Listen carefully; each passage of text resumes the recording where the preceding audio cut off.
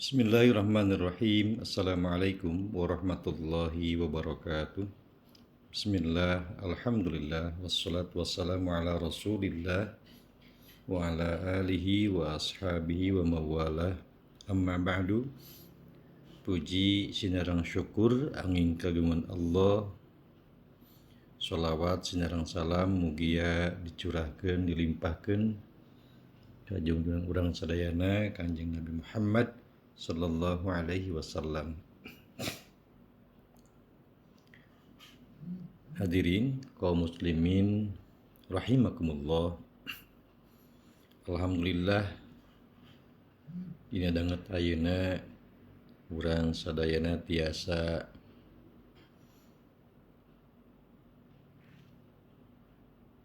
ngalajengkeun hiji kagiatan anu parantos janten hiji kewajiban kanggo urang sadayana dina raraga nyukcruk ilmu Al-Qur'an margi Al-Qur'an mangrupikeun aturan, mangrupikeun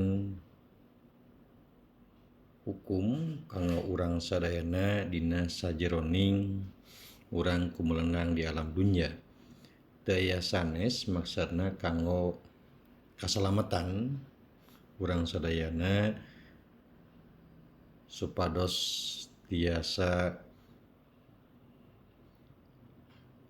lempeng dina ngajalanan hirup sarta tiasa selamat dunia rawu akhirat. Hadirin kaum muslimin rahimakumullah, dina danget ayeuna urang sami-sami ngaos nalungtik ngalenyepan ayat Al-Qur'an dikawitan dina surah Al-Baqarah. Dina surat Al-Baqarah ayat kahiji Allah ngadawuh Alif Lam Mim. Alif Lam Mim ayatil huruf hiji alif nu kadua lam nu katilu mim. Alif Lam Mim mangrupikeun kalimat Fawatihus Suwar.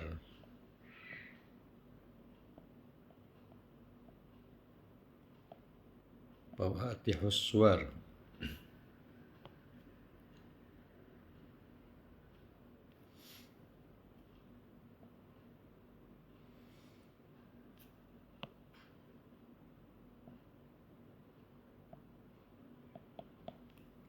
Fawatih bubuka, aswar surah-surah anu aya dina Al-Qur'an.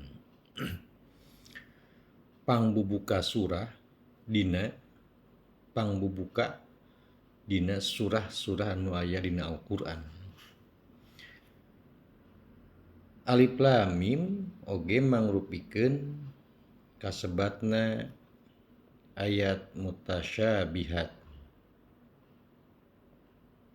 Ayat mutasyabihat. Ayat-ayat anu teu tiasa ditarjamahkeun, dihartoskeun margi anu langkung uninga kana ieu maksad angin Allah. Kumargi sakitu bakal langkung aman, langkung tentrem saupami urang teu kedah narjamahkeun atanapi nafsirkeun kalimat Alif Lam Mim. Aya oge sapali ulama anu maparinan makna Alif Lam Mim ku kalimat alifna lapad Allah, lamna malaikat, mimna Muhammad.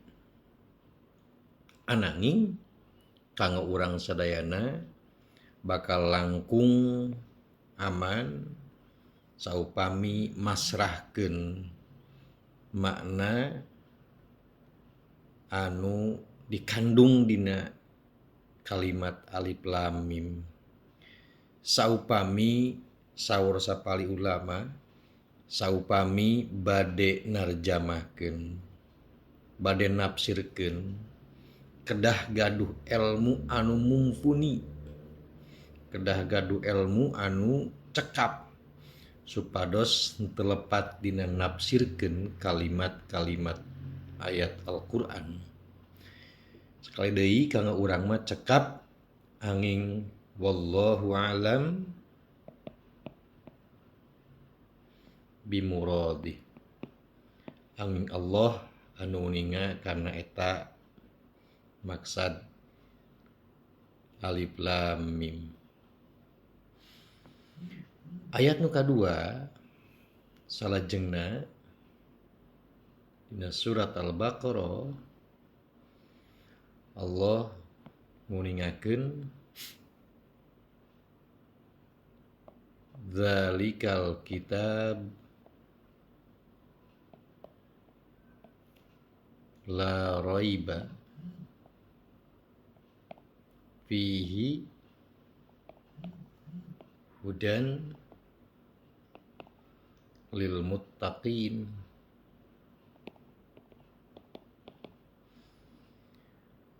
Dzalika anu ieu alkitab nyaeta Al-Qur'an. Al-Qur'an teh la raiba la syakka teu mangmang teu aya karaguan teu mangmang teu sangsi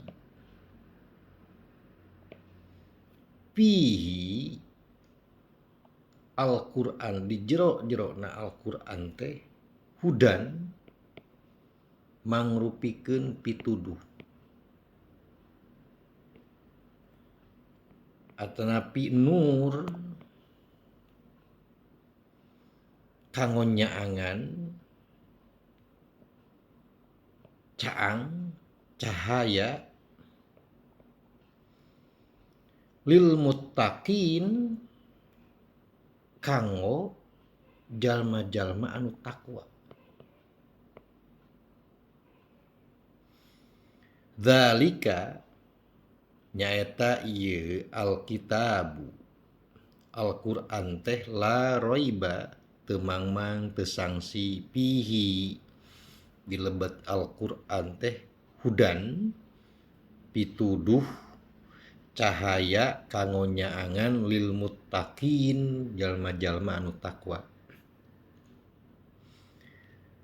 Anu kedah janten perhatosan kanggo urang sadayana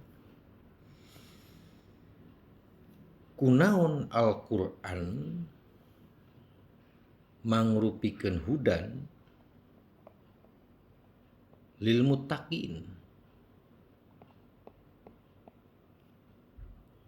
Janten hudan janten pituduh kanggo al-muttaqin.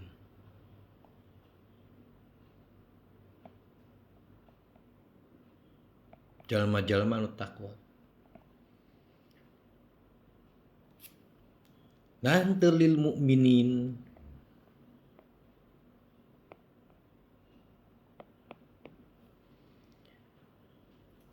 al mukminin tos kalebet jalma anu muttaqin hiji. Anu kadua margi mung jalma anu takwa. Margi mung jalma anu takwa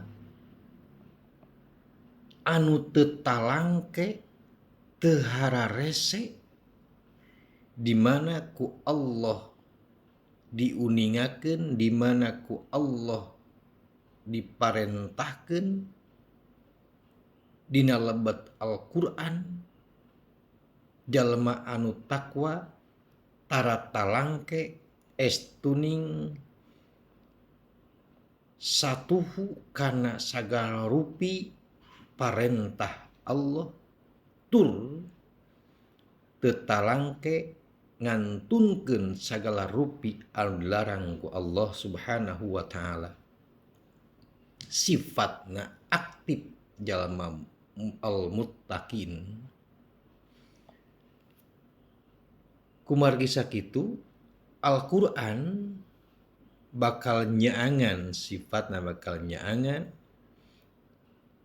ka jalma anu takwa margi mung jalma anu takwa anu tiasa ngalaksanakeun Al-Qur'an kalawan tanpa mikir panjang, tanpa ngemut. Saupami nu dongkapna tina Al-Qur'an maka jalma anu takwa tara seueur ngemut estuning satia satuhu kana sagala rupi pidauh Allah Subhanahu wa taala. Dina salajengna diuningakeun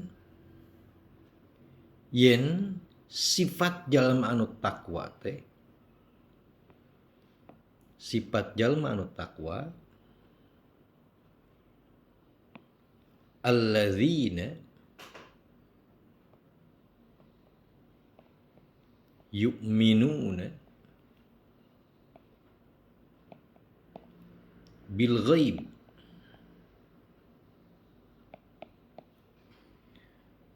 alladzina jalma-jalma yu'minuna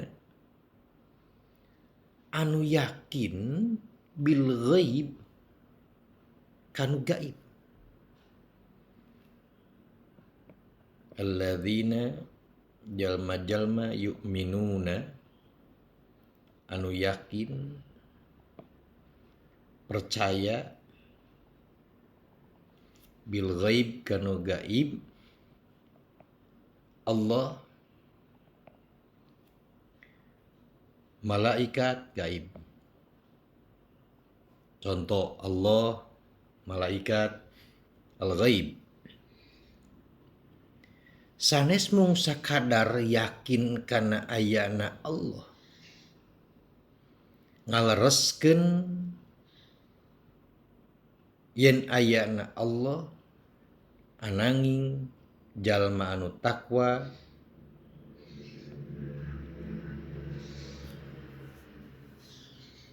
ngalaksanakeun janten jalma anu takwa mah jalma anu yakin ayana Allah tecekap ukur percaya ayana Allah tecekap ukur yakin ayana Allah. Tapi jalma anu takwa mah yakinna dibuktoskeun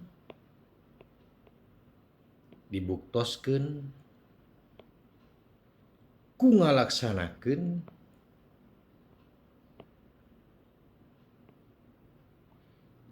sagala rupi parentah Allah.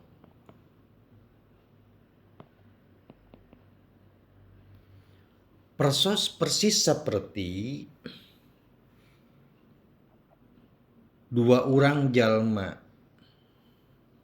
salaki sareng pamajikan, bojo sareng caroge, saupami carogena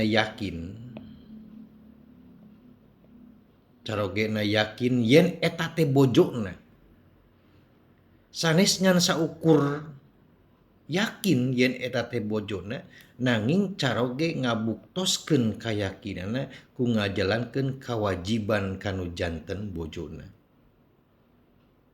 Pon kitu deui jalma anu takwa, yakinna jalma anu takwa, percayana jalma anu takwa kana ayana Allah, sanes mung sakadar yakin ayana Allah anu gaib. Yakin ayana malaikat. Tapi sanes mung sakadar yakin ayana malaikat tetap nanging jalma anu iman ngabuktoskeun margi contoh ge aya malaikat raqib sareng atid, malaikat anu nyatet amal kasayan, aya malaikat anu nyatet amal awon.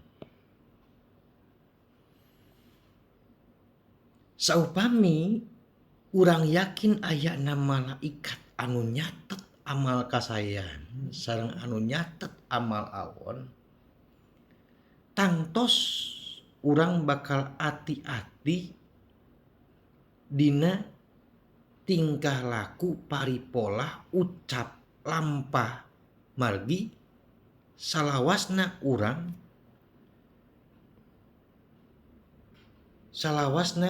aya dina paningali pangawasan malaikat.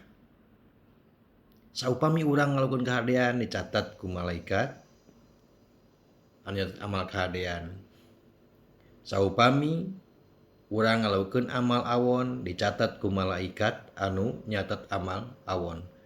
Tah jalma anu takwa estuning ati-ati sieun bilih aya amal awon teras dicatat ku malaikat anu nyatet amal awon sarta engke bakal dibuktoskeun dina dinten kiamat.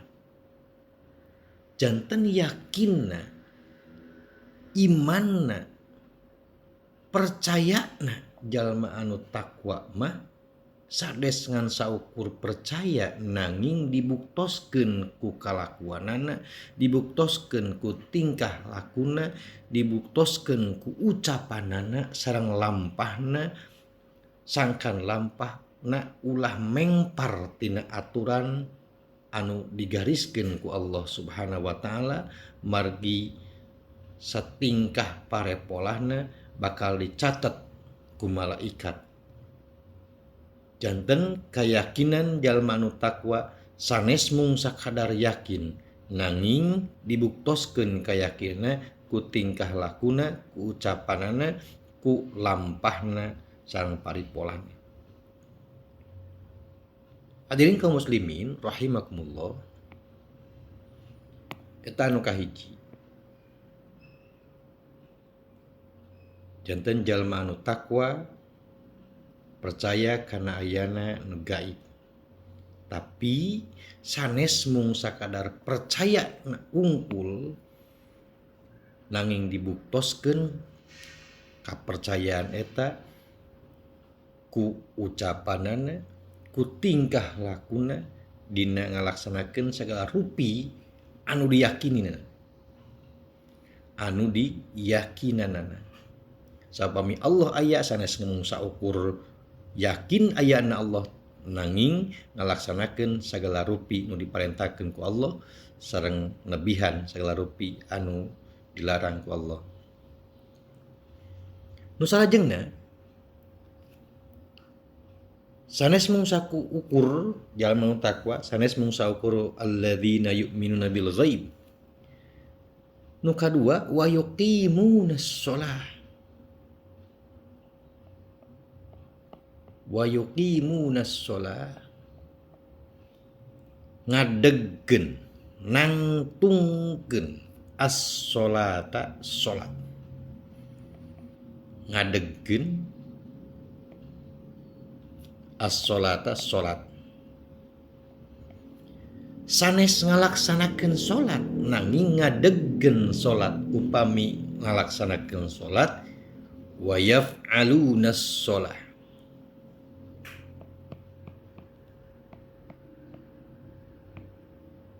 Ngalaksanakeun as-sholata salat. Bahasa dina Al-Qur'an sanes siap alunas shalah nanging wa yuqimunas shalah, ngadegkeun salat. Ari maknana ngadegkeun yuqimunas shalah, yuqimunas shalah hiji nyampurnakeun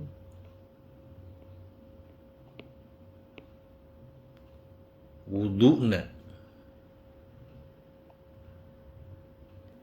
sate acan ngelaksanakan sholat wuduna disampurnakeun heula. Nu kadua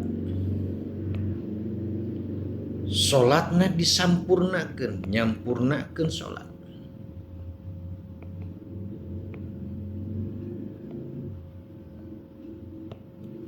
Nyampurnakeun sholat tingawitan takbiratul ihram, tingawitan takbiratul ihram dugikeun ka salam estuning rukunna teu kalangkung.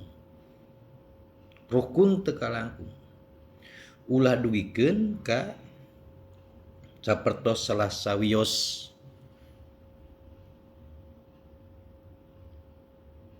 jalma anu ditegur ku Rasulullah sallallahu alaihi wasallam, eta jalma ngalaksanakeun salat teras nyaketan Rasulullah, saur Rasulullah malah dipiwarang we deui, piwarang salat deui. Saur Rasulullah fa innaka lam tusolli,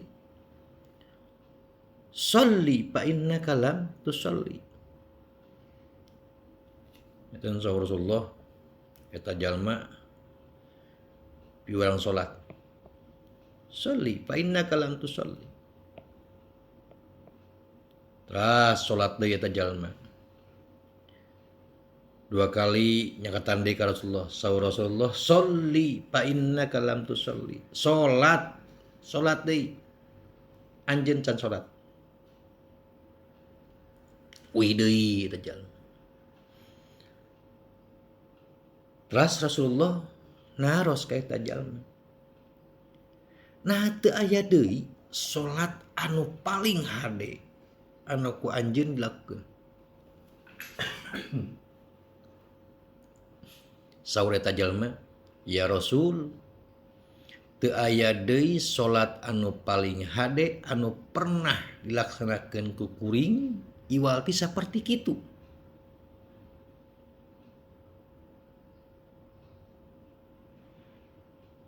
Rasulullah sallallahu alaihi wasallam teras nguningakeun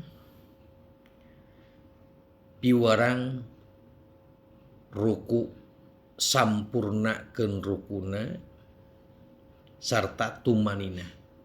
Teras sampurnakeun sujudna sarta tumanina. Sampurnakeun calik di antawis dua sujudna kalawan tumanina.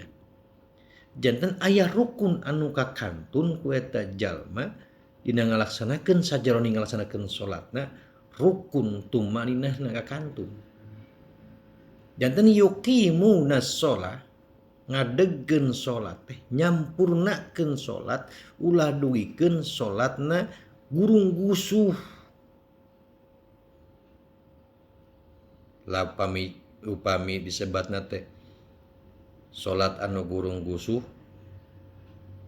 likum kajleng sapertos hayam anu nuju macokan dahareun.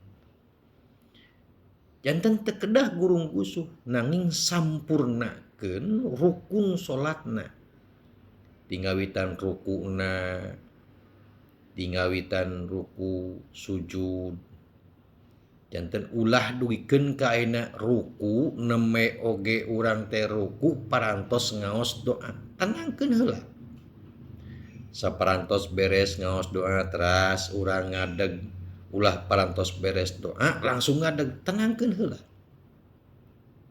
Pon nya kitu deui nu sanesna, sujudna sami urang lungsur sujud ngapelkeun taar kana tempat sujud, tenangkeun heula neme baca doa.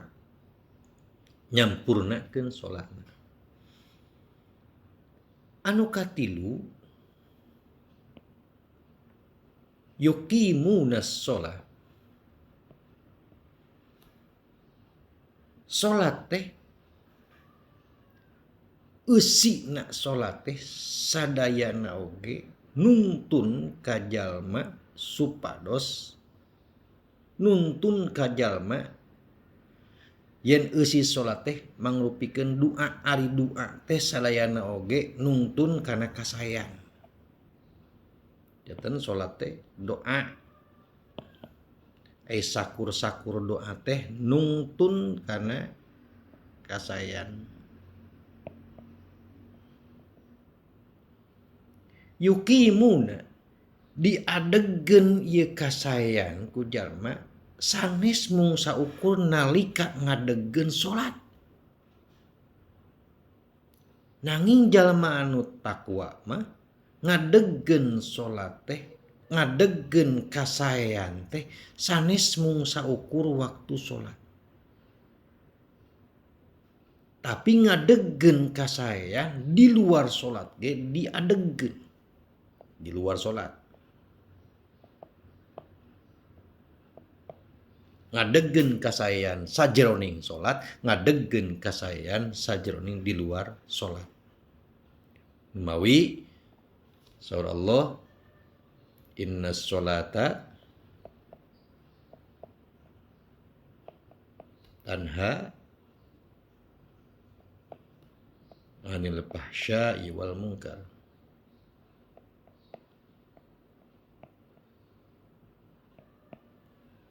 Salat yen saestuna salat teh tanha baris nyegah anil fahsya pada melan anu fahsya keji wal munkar sareng anu mungkar. Saupami salatna mampu ngadegeun salat teh ngadegeun kasayan waktu salat sareng ngadegeun kasayan di luar waktu salat. Jalma nu takwa faham kana eusina salat akhirna teu wantun midamel kaawonan di luar waktu salat. Wa yuqimunas shalah. Ieu anu laki ku urang kauninga ari urang mah cekap ngunu sakadar tiasa ngalaksanakeun salat, yaf'aluna shalah. Upami ngalaksanakeun salat mah mung sakadar ngalaksanakeun salat mah salatna dilaksanakeunana teh bisa iraha wae. Janten saupami ayeuna salat zuhur salat zuhur teh zuhur tabu 12 siang.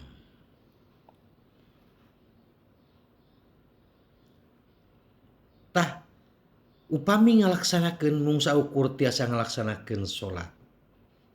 Tiasa tabuh 13, tabuh 1, tiasa tabuh 2, bahkan tiasa tabuh 3. Eta nu kitu disebat yaf'aluna shalah. Janten mung sakadar tiasa ngalaksanakeun salat tungkul. Jalma anu takwa mah anu kaopat nyampurnakeun waktuna. Yuqimuna shalah teh nyampurnakeun waktu salat. Sanes mung sakadar tiasa ngalaksanakeun salat iraha wae henteu tiasa. Salat lohor laksanakeun tabuh 13, salat subuh dilaksanakeun tabuh 7, tabuh 6. Jalma takwa teh nyampurnakeun waktu salatna dilaksanakeun di awal waktu. Magi kautamianana utamina salatna dilaksanakeun ageng pahalana saupami salat dilaksanakeun di awal waktu. Eta yuqimunas shalah sanes mung sakadar yaf'alunas shalah. Anu salajengna jalma anu takwa teh wa yuqimunas shalah wa mimma razaqnahum yunfiqun.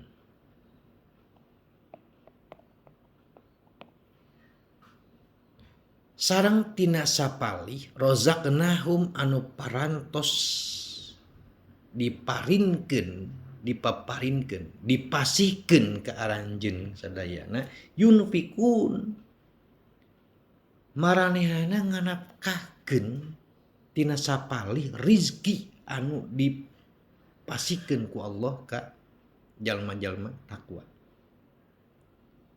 Margi jalma nu takwa uninga yen rizki anu ditampina estuning eta teh rizki ti Allah sanes mutlak hasil usahana. Mawi dina surat An-Nur disebutkeun di ayat 33 wa atuhum min malillahi alladzi atakum wa atuhum pek bikeun ku aranjeun kabeh min malillahi ti harta Allah alladzi atakum anu dibikeun ku anjeun. Saupami disadaran ku urang harta anu dipimilik ku urang teh estuning sanes mutlak milik urang nanging eta teh pamasihan ti Allah min malillahi alladzi atakum anu dibikeun ka aranjeun sadayana. Sanes harta mutlak hasil usaha urang. Tajalma anu takwa mah wa mimma razaqnahum yunfiqun. Sareng cara nganapkahkeunana jalma anu takwa mah teu belet betong. Janten minggu ayeuna tak nganapkahkeun hartana, ke sabulan deui nganapkahkeun hartana teu kitu. Margi jalma anu takwa mah dina ayat anu sanes saur Allah wasari'u ila magfiratin mir rabbikum wa jannatin arduhas samawati wal ard wa jannatin arduhas samawati wal ard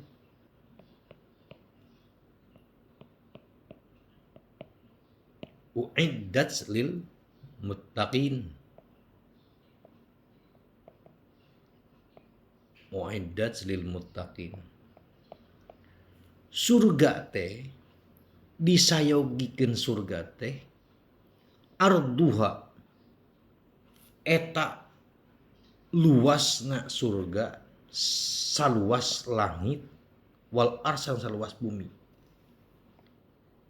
Kanggo saha? Uiddat disayogikeun lil muttaqin kanggo jalma anu takwa. Saha jalma anu takwa?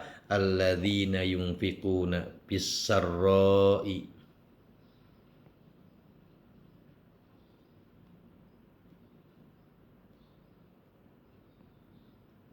alladzina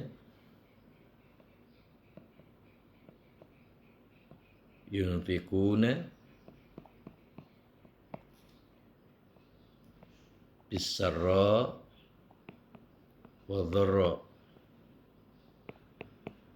Jalma-jalma anu nganapkahkeun hartana pisarro dina kaayaan lapang wa dharra sareng dina kaayaan sempit sulit. Alladzina yunfiquna ari dina kaayaan lapang bade iraha wae dina kaayaan sulit oge dia anjeunna jalma takwa ngalaksanakeun. Artosna teu aya waktu luang kanggo ninggalkeun nafkahkeun hartana. Estuning saur paripaosna enjing nganapkahkeun, siang nganapkahkeun hartana, sonten ge nganapkahkeun hartana. Jalma anu takwa mah dina kaayaan urang keur laluasa, dina kaayaan teu laluasa oge tetap ngalaksanakeun nganapkahkeun hartana. Mawi pahalana oge ageung kanggo jalma anu takwa. Alladzina wa yuqimunas shalah wa mimma razaqnahum yunfikun. Anu salajengna jalma anu takwa dina surat Al-Baqarah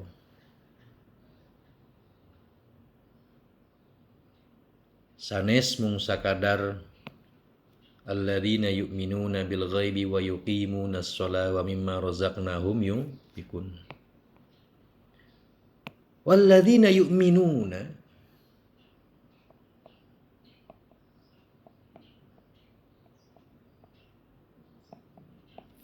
walladzina yu'minuna bima unzila ilaik walladzina sareng jalma-jalma yu'minuna anu yakin iman bima unzila naon anu parantos dilungsurkeun ilaika ka anjeun Muhammad naon Al-Qur'an. Janten jalma anu takwa yakin kana sagala rupi anu parantos dilungsurkeun ka Rasulullah nyata yakin kana ayeuna Al-Qur'an. Mawi Al-Qur'an janten hudan. Kayakinan ieu dikiatkeun ku salah sawios ayat Al-Qur'an. Tanzilul kitab surat As-Sajdah.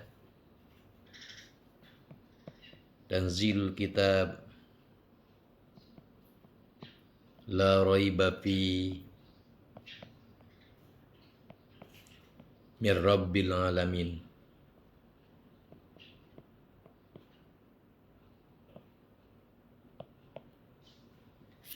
Yakin percaya kana ayana anu dilungsurkeun ka Rasulullah nyata mangrupi Al-Qur'an, margi yakin yen Al-Qur'an teh dilungsurkeun ku Rabbil alamin. Al-Qur'an dilungsurkeun ku Allah Rabbi anu ngawasaan al-alamin sadaya alam. Teu aya ragu mawi hudan la raiba fi hudal lil muttaqin. Al-Qur'an teh mangrupikeun pituduh, teu aya mangmang ragu sangsi. Margi Al-Qur'an mah tanzilul kitab la raiba fihi mir rabbil alamin. Al-Qur'an dilungsurkeun ku Allah Subhanahu wa taala ka Rasulullah sallallahu alaihi wasallam. Walladzina yu'minuna bima unzila ilaika, nanging sanes mung sakadar yakin wungkul percaya wungkul kana naon anu dilungsurkeun patlungsurkeun ka Rasulullah anu mangrupi Al-Qur'an, nanging dibuktoskeun kayakinan teh ku ngajalankeun eusi Al-Qur'an, ngajalankeun sagala rupi eusi Al-Qur'an. Sareng sanes mung sakadar dibaca wungkul, diaos wungkul Al-Qur'an, nanging mawi aya dua bahasa aya nu disebat tala yatslu baca, aya nu sebat qara'a yaqra'u Qur'anan, jadi baca. Mawi tala yatslu baca aya nu sebat tilawatil Qur'an, artina ngaos Al-Qur'an. Al-Qur'an diaos. Dina ayat disebutkeun idza tuliyat wa idza tuliyat alaihim ayatu jadathum imana, dibaca nambahan iman. Sanes mung sakadar dibaca secara lahiriah, mohon wa yata'abbadu bitilawati, ngaosna janten ibadah. Nanging Al-Quran bakal janten pituduh saupami urang paham karena isi Al-Quran. Paham karena isi Al-Quran. Carana kudu kumaha? Qoroa.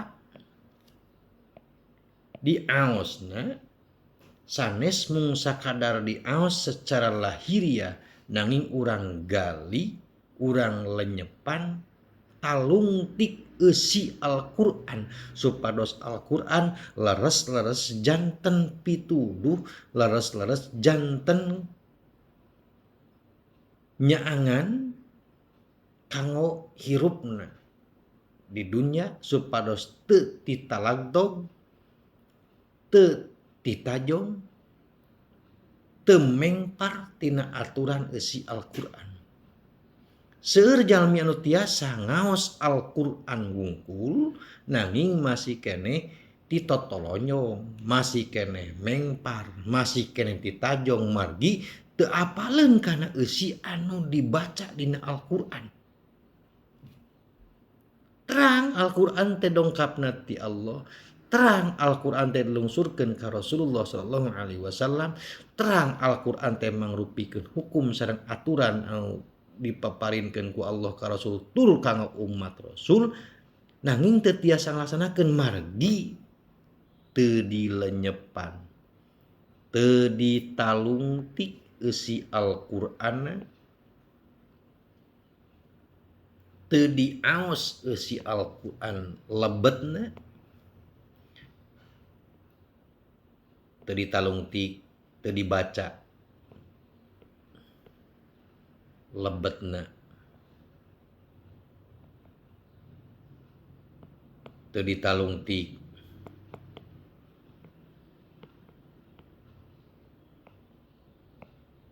janten ngaosna mung sakadar ngaos lahiriah unggul. Saupami urang tiap dinten ngaos surat Al-Baqarah, a'udzubillahi minasyaitonir rajim, bismillahirrahmanirrahim, alif lam mim, dzalikal kitabu la raiba fihi hudal lil muttaqin alladzina yu'minuna bil ghaibi wa yuqimunas shalah wa mimma razaqnahum yunfiqun. Mung tiasa kitu unggul. Bade kumaha Al-Qur'an maparinan pituduh saupami urang ayeuna henteu ngagali eusi Al-Qur'an. Kumaha kitu dina kasempatan ayeuna salajeng-salajengna insyaallah urang baris nguningakeun ayat-ayat Al-Qur'an supados Al-Qur'an laras-laras tiasa maparinan pituduh kanggo urang sadayana sarta urang insyaallah tiasa ngalaksanakeun eusi Al-Qur'an. Walladzina yu'minuna bima unzila ilaik wa ma unzila min qablik. Unzila min qablik. Sareng naon dilungsurkeun min qablik sateu acan Al-Qur'an. Mana? Taurat, Injil, Jabur. Ieu oge sami. Taurat, Injil, Jabur mangrupikeun kalam Allah anu didugikeun ka rasul-rasul Allah Subhanahu wa taala. Eusina sami sareng Al-Qur'an.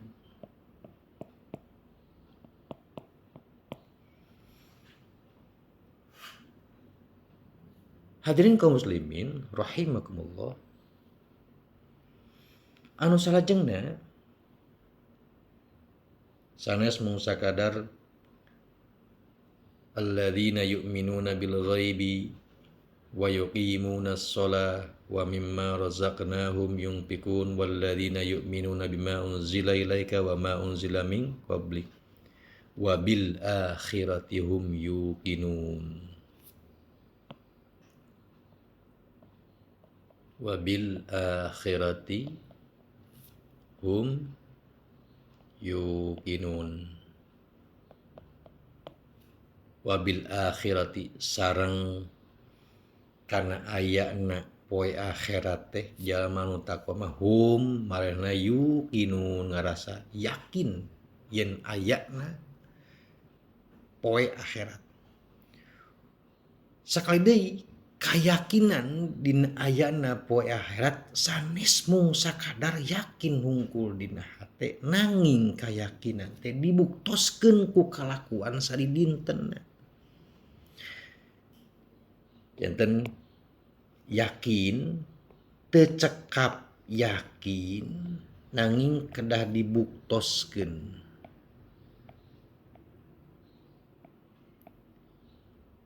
Kedah dibuktoskeun kayakinanna ku padamelan sadinten.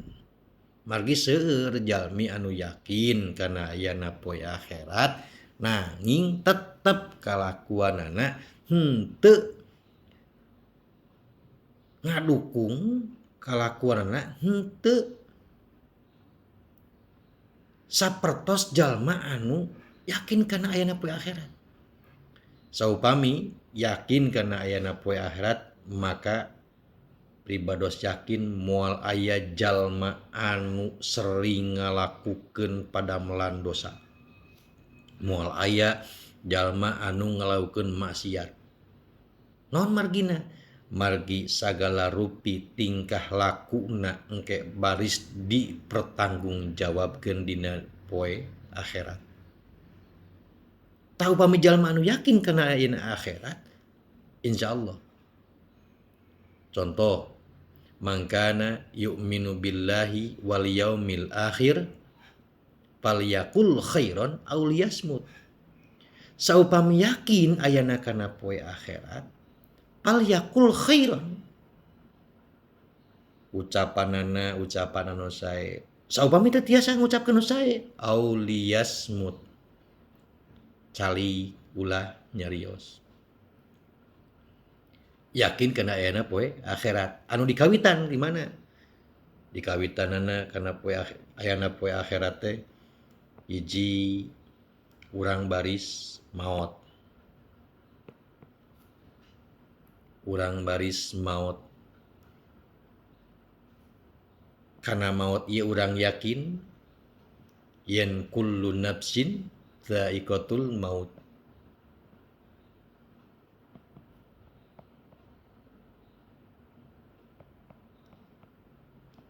Setiap anu nyawaan pasti bakal mayunan maot. Saupami yakin ayana maot mangrupikeun awal urang baris ngadongkapan kana dinten akhirat. Yakin ayana maot maka eta jalma bakal hirupna bakal ati-ati, ngucapna bakal ati-ati, lumampahna bakal ati-ati. Margi naon? Margi bakal maot. Mawi heran masih kene seueur jalmi anu yakin yen dirina bakal maot tapi hirupna teu siga jelma anu bade nyanghareupan maot.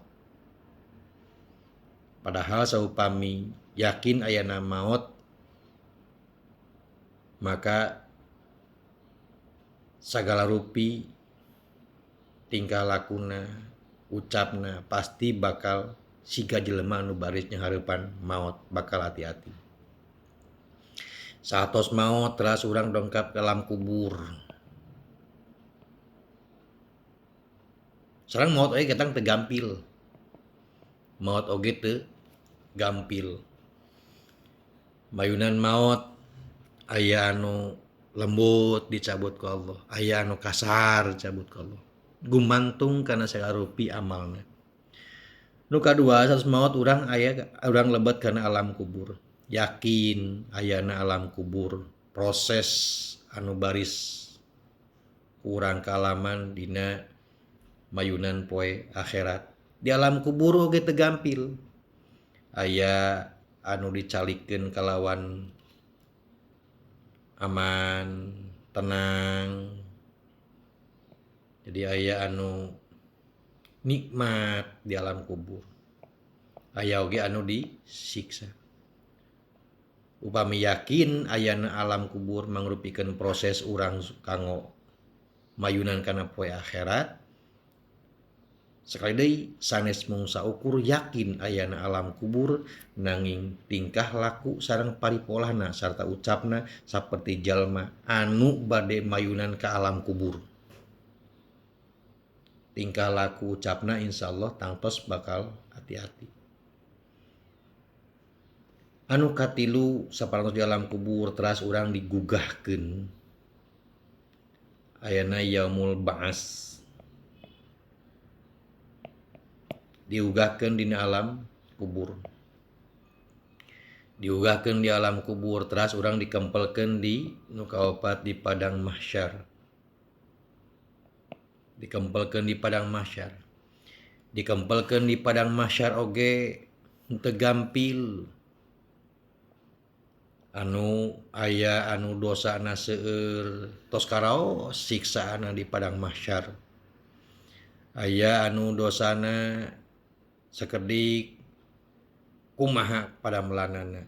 Estuning kondisi di padang mahsyar aya anu diiuhan ku rahmat Allah, aya anu disiksa. Saanu diiuhan ku rahmat Allah? Saur Rasulullah yudilluhumullahu yauma la dilla illa dilluh. Baris dinaungan dina poe kiamat engke 7 golongan sab'atun yudillumullahu maranehna baris diiuhan ku Allah. Salah sawiosna imamun adilun di padang mahsyar. Imam anu adil, imam teh pamimpin anu adil. Sok sanajan rada sesah imam anu adil. Jadi padang mahsyar teh, di padang mahsyar kondisina aya nu diiuhan wallah 7 golongan. Jadi kaopat padang mahsyar. Jadi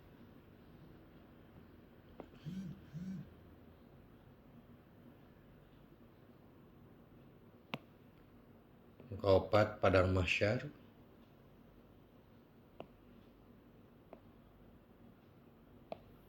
Di padang mahsyar aya nu diiuhan ku rahmat Allah hiji imamun adilun. Imam anu adil. Anu kadua wasyabun nasya fi ibadatillah. Wasyabun jadi jalma pamuda anu tumbuhna berkembangna nasya fi ibadatillah estuning ibadah ka Allah. Syabun nasya fi ibadatillah. Hiji imam adil, kedua pemuda, nu katilu wa rajulun qalbuhu mu'allaqun bil masajid.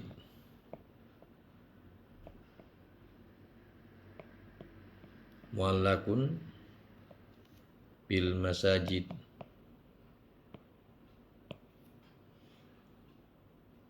Lalaki anu hatena gumantung nyangked ka masjid estuning salatna hayang di masjid.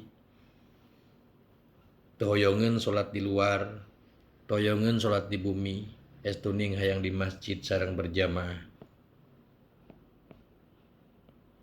Gumantung tingawitan ngemutan kumaha ieu masjid.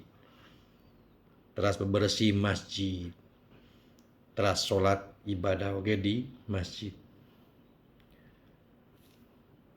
Anu kaopat wa rajulun dzakarallaha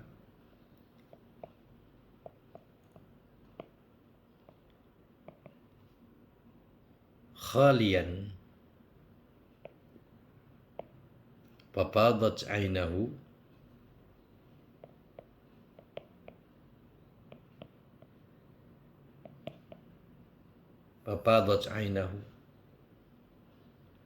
wa rajulun dzakarallaha saurang jalma zikir ka Allah nyorangan teras nyurucutkeun cai socana.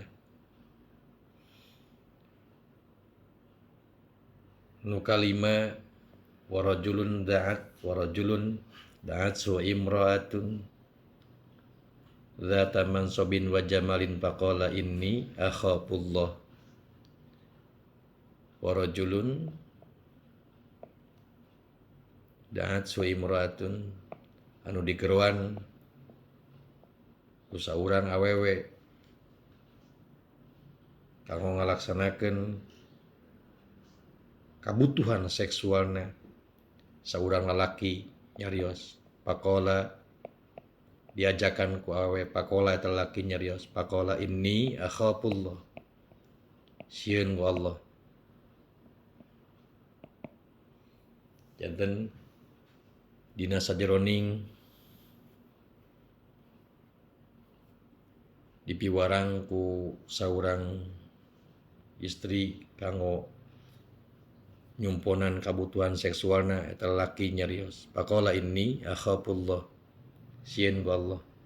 Nu salajengna warajulun tasaddaqa bisadaqatin warajulun tasaddaqa bisadaqatin fa akhfa hatta la ta'lama shimaluhu ma tunfiqu yaminu.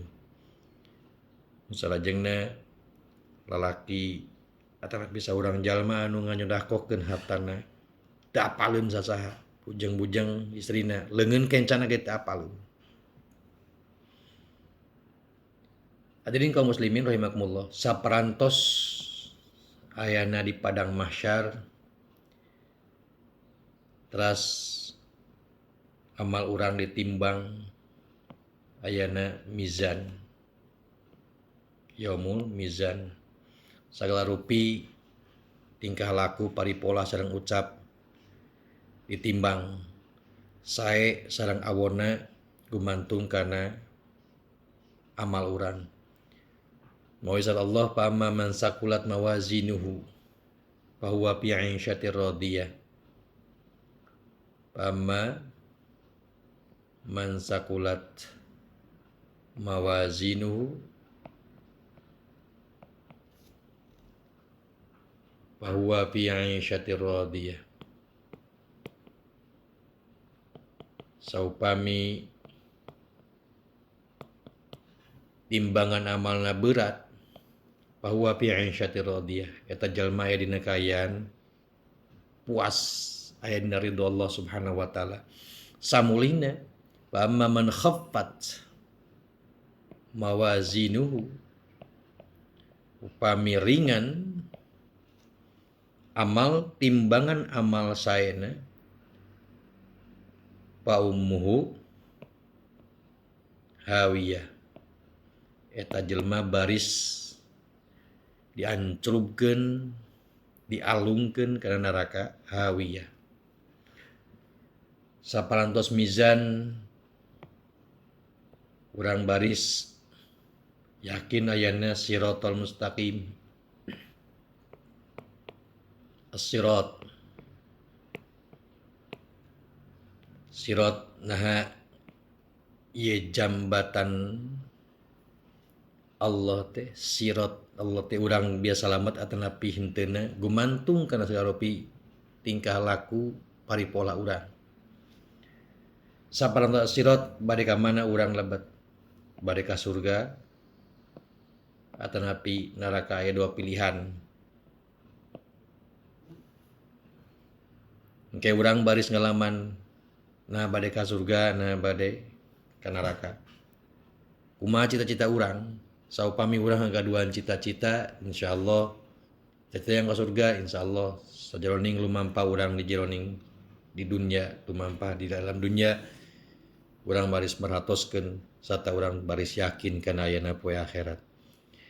Salajengna saur Allah Subhanahu wa taala, ulaika ala hudam mir rabbihim, maranehanana ulaika ala hudam mir rabbihim wa ulaika humul muflihun. Maranehanana saha? Hiji iman kanu gaib ka Allah,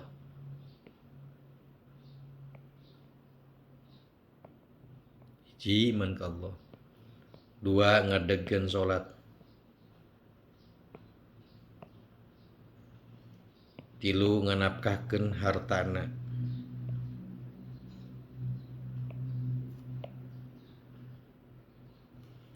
4 nu kahiji iman alladzina yu'minuna bil ghaibi wa yuqimunas shalah wa mimma razaqnahum yunfiqun. Walladzina yu'minuna percaya kana Al-Qur'an sareng Injil, Taurat, Zabur. Nu kalima percaya kana ayana akhirat.